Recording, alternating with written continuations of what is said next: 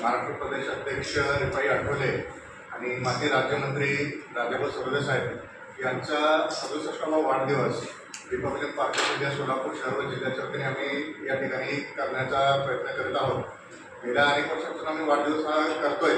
पक्ष कार्यालयासमोर मोठ्या उत्साहामध्ये थाटामाटामध्ये हा वाढदिवस दरवर्षी संपन्न होत असतो। परंतु गेल्या रविवारी आमची शहर जिल्ह्याची मीटिंग झाली मांगल्य हॉल येथे विजापूर परिसरामध्ये। तर त्या मीटिंगमध्ये शहरातून जिल्ह्यातून व पश्चिम महाराष्ट्रातून कार्यकर्ते मीटिंगला उपस्थित होते। त्या मीटिंगमध्ये एक असा आमचा निर्णय झाला होता की यावेळेचा वाढदिवस हा आगळ्या वेगळ्या पद्धतीने आपण साजरा करूयात। आपल्या सर्वांना माहिती आहे की राजाभाऊ सरदेसाई साहेबांचं कार्य या महाराष्ट्रामध्ये काय आहे। मला वाटते की काही जुने पत्रकार बंधू त्यांच्यासोबत काम केलेले आहेत, त्यांचा कार्यकाळ पाहिलेला आहे। तर त्यांनी जे त्यांचं आयुष्य आहे संपूर्ण ते शोषित वर्गासाठी वंचित वर्गासाठी त्यांनी समर्पित केलेलं आहे आणि एक दलित चळवळीची मूळ बांधण्याचा त्यांनी प्रयत्न केलेला आहे। राष्ट्रीय नेते रामदासजी आठवले साहेब यांच्या खांद्याला खांदा लावून त्यांनी रिपब्लिकन पक्ष वाढवण्याचा आजपर्यंत प्रयत्न केलेला आहे आणि आज ते महाराष्ट्राचे प्रदेशाध्यक्ष पदापर्यंत पोहोचलेले आहेत। राज्याचं माजी राज्यमंत्रीपद त्यांनी भूषवलेलं आहे।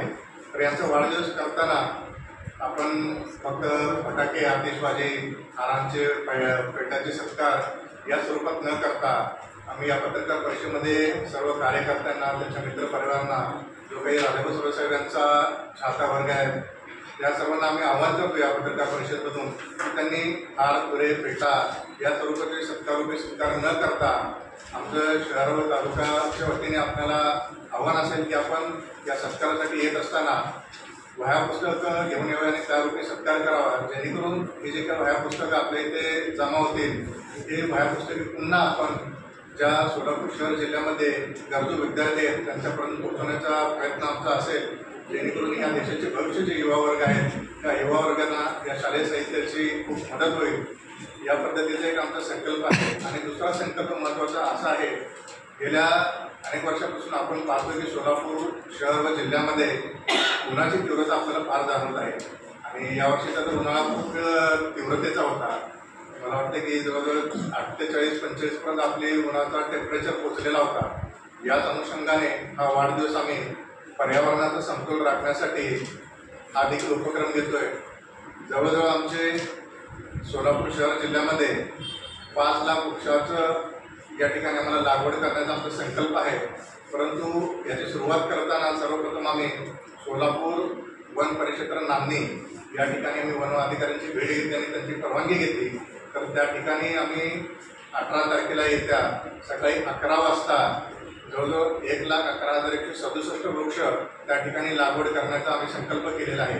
आणि या कार्यक्रमामध्ये आमचे मित्र या ठिकाणी बसलेले प्रवीणजी तळे त्यांची सृष्टी इकोव्हिजन ही NGO आमच्यासोबत आम्हाला मदत करणार आहे आणि त्याचबरोबर त्यांच्यासोबत आणखी काही सहकारी आहेत, NGO आहेत, सामाजिक संघटना आहेत, काही मित्र कॉलेज वर्गातील युवक आहेत, हे सर्व या उपक्रमामध्ये मोठ्या संख्येने सामील होणार आहेत।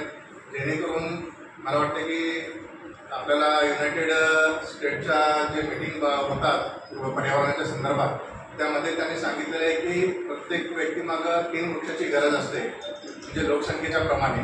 तर आपली सध्याची 2024ची लोकसंख्या पाहिली आपण तर जवळजवळ सोलापूर जिल्ह्याची 48 लाखाच्या वर लोकसंख्या गेलेली आहे।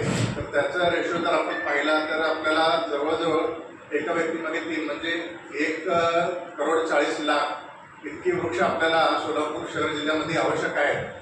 तर याचं प्रमाण सोलापूरमध्ये कुठेतरी कमी होत आहे। वृक्षाची तोड खूप मोठ्या प्रमाणात झालेली आहे।